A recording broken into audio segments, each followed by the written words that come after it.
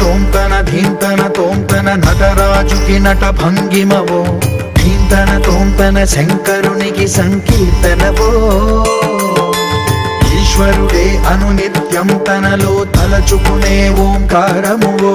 శివ హృదయం కరిగించే ఆ పంచాక్షరివో నీ మదిలో